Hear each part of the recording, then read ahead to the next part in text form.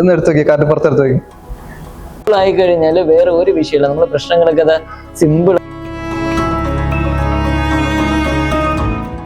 ഇപ്പൊ എന്തെങ്കിലും ഒരു മാജിക് ചെയ്യാൻ പറ്റും? ഇപ്പൊ ഒരു മാജിക് പണി തരാൻ വേണ്ടിട്ടാണോ പോഡ്കാസ്റ്റിനെ വിളിച്ചു വരുത്തിയത്? എനിവേ, ഞാൻ ഒരു കാര്യം പറയട്ടെ. മാജിക് ഇപ്പോ നേരത്തെ ചോദിച്ചു AI കൊണ്ട് നശിക്കുന്നുണ്ടോ എന്നുള്ള, ഞാൻ സിമ്പിൾ ഒരു മാജിക് കാണിച്ചു തരാം. ഇപ്പം ഇത് വളരെ സിമ്പിൾ ആയിട്ടുള്ള മാജിക് ആണ്, കാണാമല്ലോ. ഇത് ജസ്റ്റ് എന്ന് പറഞ്ഞാൽ എന്റെ കയ്യിൽ ഒരു എഗ് ഉണ്ട്, പല്ലിമുട്ട പോലെ ഉണ്ടല്ലേ. പക്ഷെ ഇത് പല്ലിമുട്ടയല്ല, ഇത് ജസ്റ്റ് പല്ലിമുട്ടയല്ല. ഞാൻ വർഷങ്ങളായിട്ട് അടവച്ചിരുന്ന ഒരു കോഴിമുട്ടയാണ്. പറഞ്ഞാൽ വിശ്വസിക്കൂ? ഇല്ലല്ലേ? ജസ്റ്റ് ഒന്ന് സ്നാപ്പ് ചെയ്ത് കഴിഞ്ഞാൽ അത് കോഴിയായി. അല്ലേ? ഇത് ശരിക്കും ടോയ് ആണ്, മാജിക് ടോയ് ആണ്. പക്ഷെ ഇന്ന് വലിയ ആൾക്കാരെ പോലും അല്ലെങ്കിൽ മെജീഷ്യൻസിനെ പോലും, ഇന്ന് പഠിച്ചിറങ്ങുന്ന മെജീഷ്യൻസ് പോലും ഇത് അറിയത്തില്ല. ടോയ് ആണ്, എന്റർടൈൻ ചെയ്യിപ്പിക്കാൻ പറ്റുന്നുണ്ട്. അപ്പോ ഒരിക്കലും ഇത്ര ലക്ഷക്കണക്കിന് മാജിക്കുകളാണ് നമ്മുടെ മാതൃരംഗത്തുള്ളത്. അപ്പൊ ഒരിക്കലും ഇതൊന്നും നമുക്ക് നശിച്ചു പോകുന്നില്ല എന്നുള്ള സത്യമാണ്. അതുള്ളതാണ് കാര്യം. എന്ന് വെച്ച് കഴിഞ്ഞാല് നമ്മള് പണ്ട് കണ്ടിട്ടുള്ള കുറെ ചാനൽ ഷോസിലൊക്കെ കണ്ടിട്ടുള്ള, ഇപ്പം പോൾ ഡാനിയൽ അങ്ങനെയൊക്കെയുള്ള ആൾക്കാരുടെ വീഡിയോസ് ഉണ്ടല്ലോ, ആ എഫക്റ്റുകൾ ഇപ്പം നമുക്ക് കമ്പാരിറ്റീവ്ലി ചീപ്പറായിട്ട് അവൈലബിൾ ആയിട്ടുള്ള സാധനമാണ്. ഓൾറെഡി ഒരുപാട് കാലങ്ങൾക്ക് മുന്നേ വന്നതാണ്. പക്ഷെ ഇപ്പോഴത്തെ ആൾക്കാർ അത് കണ്ടിട്ടില്ല. ആ സാധനങ്ങൾ നമ്മളിപ്പോൾ സ്റ്റേജ് ചെയ്യണമെങ്കിൽ നമുക്ക് നല്ല മാർക്കറ്റ് വാല്യൂ കിട്ടുന്നുണ്ട്. അങ്ങനത്തെ ഏതെങ്കിലും എഫക്ട് ചേട്ടൻ ചെയ്യുന്നത്? ഇപ്പൊ ഞാനിപ്പോ ചെയ്യുന്നത് മൈസെസ് സ്ട്രീം, നമ്മുടെ കോയിൻ പ്രൊഡക്ഷൻ.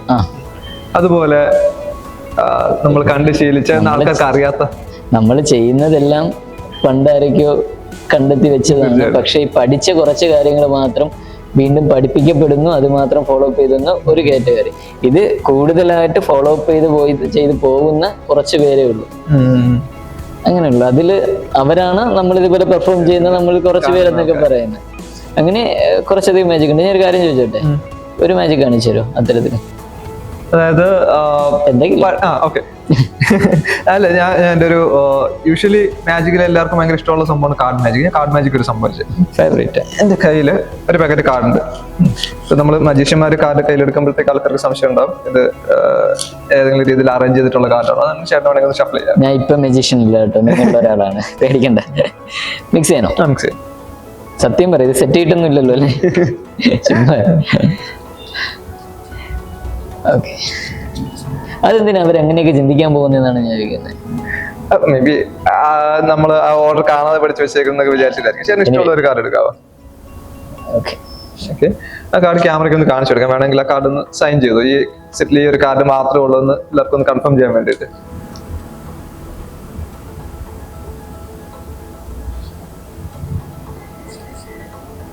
സൈൻ ചെയ്തു. ഇതിന്റെ മേളിൽ വെച്ചു. ഓക്കെ. സോ കാർഡ് ഇത് തന്നെയല്ലോ അല്ലേ? അങ്ങനെ ഞാനിപ്പോ ഈ സെറ്റിന്റെ മിഡിലോട്ടൊന്ന് വെക്കുകയാണ്. ഈ കാര്യം ചെയ്യും. അതിനെ അതിന്റെ ഉള്ളിലോട്ടും തള്ളി വെക്കാവോ? ഇപ്പൊ അതിന്റെ മിഡിലിൽ എവിടെയോ പോയിട്ടുണ്ട്.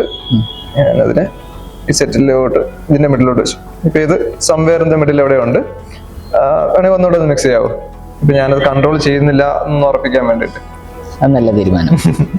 ഒരു കാര്യം ചെയ്യോ, ചേട്ടനൊന്ന് വന്നപ്പോ കയ്യിൽ പേഴ്സ് കൊണ്ടുവന്നിട്ടുണ്ടോ? വാലറ്റ് പോക്കറ്റിലുണ്ടോ? ഉണ്ട്. തരാവോ?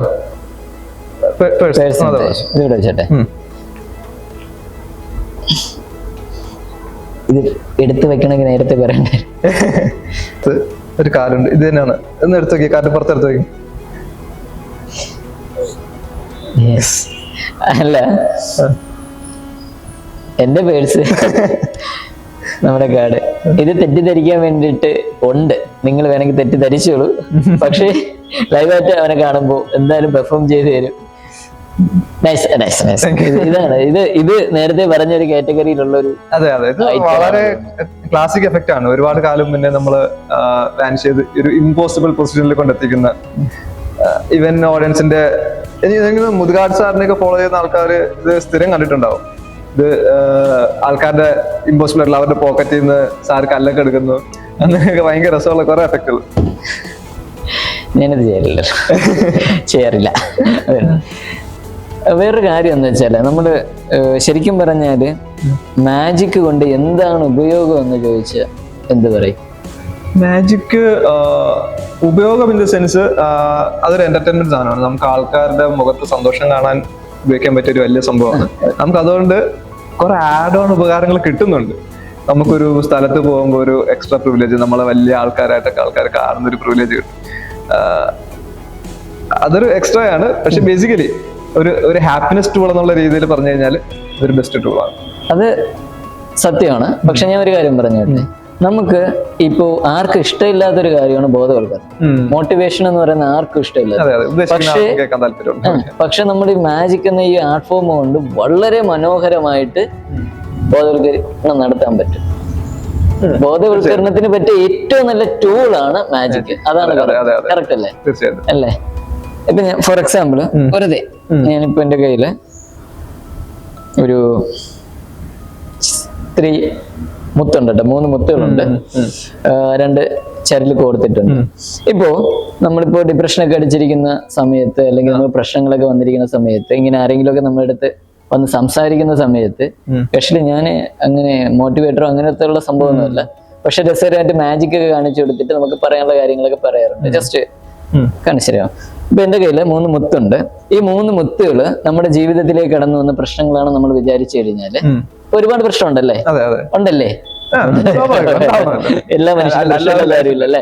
എനിവേ 3 മുത്തുകള് അത് പ്രശ്നങ്ങളാണ്, നമ്മുടെ ജീവിതമായിട്ടുള്ള നൂലിലേക്ക് കടന്നു വന്നിരിക്കുകയാണ്. ജസ്റ്റ് കയ്യൊന്ന് എന്റെ മുകളിലേക്ക് വെക്കുന്നു. ഈ പ്രശ്നങ്ങൾ ഒരിക്കലും നമുക്ക് ഇതിൽ നിന്ന് അടർത്തി മാറ്റാൻ കഴിയില്ല എന്ന് നമ്മളിങ്ങനെ വിശ്വസിച്ചുകൊണ്ടിരിക്കുകയാണ്. അതിനനുസരിച്ച് അത് സ്ട്രോങ് ആയിക്കൊണ്ടിരിക്കും. അപ്പൊ ഞാൻ ജസ്റ്റ് ഒരു ഇതിന് കെട്ടും കൂടെ ഇടാം. വീണ്ടും വീണ്ടും ഇത് സ്ട്രോങ് ആയി പ്രശ്നങ്ങളെല്ലാം ഇങ്ങനെ ഇതായിരിക്കുകയാണ് അല്ലെ? പ്രശ്നങ്ങളകത്താണ്. ഇനി ഇത് പ്രശ്നങ്ങളെ ഒഴിവാക്കണമെങ്കിൽ ഒരുപാട് കടമ്പകൾ കിടക്കണം. ഇതിപ്പോ ഇതിലെ പറയുകയാണെങ്കിൽ നൂലഴിക്കണം, കൈയെടുത്ത് മാറ്റണം എന്ന് പറഞ്ഞ പോലെ ഒരുപാട് കടമ്പകള് കിടക്കണം. പക്ഷെ നമ്മളൊന്ന് ചില്ലായത്, മനസ്സൊന്ന് കൂളായി കഴിഞ്ഞാൽ വേറെ ഒരു വിഷയമില്ല. നമ്മൾ പ്രശ്നങ്ങളൊക്കെ സിമ്പിൾ ആയിട്ട് അവിടെ വെച്ചിട്ട് നമുക്ക് നമ്മുടെ ജോലി നോക്കി പോവാം. ഇനി അത് പരിശോധിച്ചു അതിൽ വെട്ടോ വല്ല കാര്യങ്ങളോ അങ്ങനെ എന്തെങ്കിലും ഉണ്ടോ?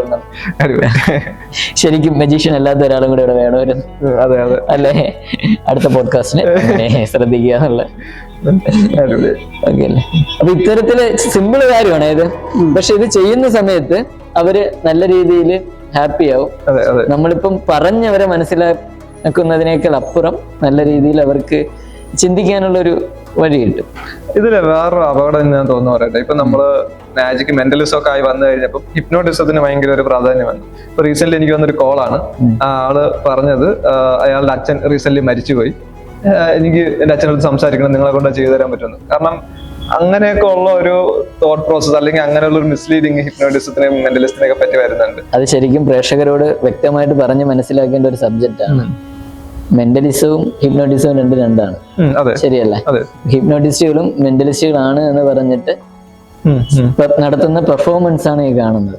അപ്പൊ ഇതില് ശരിക്കും പറഞ്ഞാല് അത് അങ്ങനെ ഒരു സംഭവത്തിൽ നമ്മൾ ചെന്ന് ചാടാൻ പാടില്ല. അത് ചെയ്യാനേ പാടില്ല.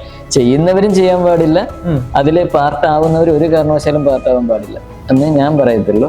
ഇനി അതിന് അവരെല്ലാം കൂടെ എന്നത്തെല്ലാം കൂടെ ഒന്നും അറിയത്തില്ല. എനിവേ അതിന്റെ ഒരു വിഷയമല്ല. ഞാൻ നിങ്ങൾ ഓരോരുത്തരോടും പറയുന്നത് ഒരിക്കലും അതിന് പാർട്ട് ആവരുത്. അതിന്റെ റീസൺ എന്ന് വെച്ചാല് ഇപ്പൊ നമ്മള് ഫിലിം സ്റ്റാറിനെ കാണുന്നു, അത് അവിടെ കഴിഞ്ഞു, അത് അത്രേ ഉള്ളൂ.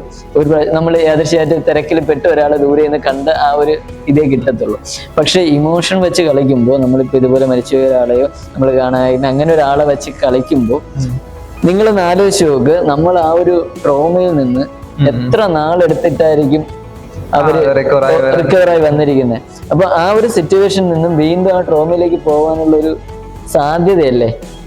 സാധ്യത. അത് മാനസികമായിട്ട് അവര് വീണ്ടും നെഗറ്റീവ് ആക്കും. അതുകൊണ്ട് 100% ഇത് ചെയ്യുന്ന എന്റെ പ്രിയപ്പെട്ട സഹോദരങ്ങളോട് ഒഴിവാക്കുക. നല്ല ഫണ്ണി കാര്യങ്ങൾ ചെയ്യുക. ഇമോഷൻസ് വെച്ച് കളിക്കരുത് എന്നാണ് പറയുന്നത്. രണ്ടാമത്, ഇങ്ങനെയുള്ള കാര്യങ്ങൾ ആഗ്രഹിച്ച് അങ്ങോട്ട് ചെന്ന് തല വെച്ച് കൊടുക്കുന്നവരോട് പറയാനുള്ളത് അത് നിങ്ങൾക്ക് തന്നെ അപകടം ചെയ്യും എന്നുള്ളതാണ്. അത് ഈ ഒരു അവസരത്തിൽ പറയാൻ കഴിഞ്ഞത് സന്തോഷം. അല്ല, അതിൽ ഒരു കാര്യം കൂടെ പറയാനുള്ളത്, ഞാൻ ഹിപ്നോട്ടിസം പഠിക്കുന്ന സമയത്ത് ഞാൻ പഠിച്ചിട്ടുള്ള ആൾക്കാരുടെ എല്ലാം ആദ്യം തന്നെ തുടക്കത്തിൽ തന്നെ അവർ ഞങ്ങളോട് പറയുന്നത്, നിങ്ങളിപ്പോൾ പഠിക്കാൻ പോകുന്നത് സ്റ്റേജ് ഹിപ്നോസിസ് ആണ്, നിങ്ങൾക്ക് ക്ലിനിക്കലി ഇതിനെപ്പറ്റി ഒന്നും അറിയാൻ പാടില്ല. അതുകൊണ്ട് നിങ്ങൾക്ക് ഒരാളെ ട്രീറ്റ് ചെയ്യാനോ അല്ലെങ്കിൽ വേറൊരാളെ ഹെൽപ്പ് ചെയ്യാനോ ഒന്നും പറ്റില്ല. അത് മാത്രമല്ല, സ്റ്റേജിൽ നിങ്ങൾ ഒരാളെ ഹിപ്നോട്ടൈസ് ചെയ്യാൻ ചൂസ് ചെയ്യുമ്പോൾ തന്നെ കുറച്ച് കാര്യങ്ങൾ ശ്രദ്ധിക്കണം. നല്ല മെന്റലി ഹെൽത്ത് ആയിട്ടുള്ള ഒരാൾ, അല്ലെങ്കിൽ ഒരു ട്രോമയെ കൂടെ കടന്നു പോകുന്ന ആൾക്കാർ വിളിക്കരുത്. അതുപോലെ ഗർഭിണികൾ, അങ്ങനെയുള്ള പ്രത്യേക കെയർ വേണ്ട ആൾക്കാരെ യൂസ് ചെയ്യരുത്.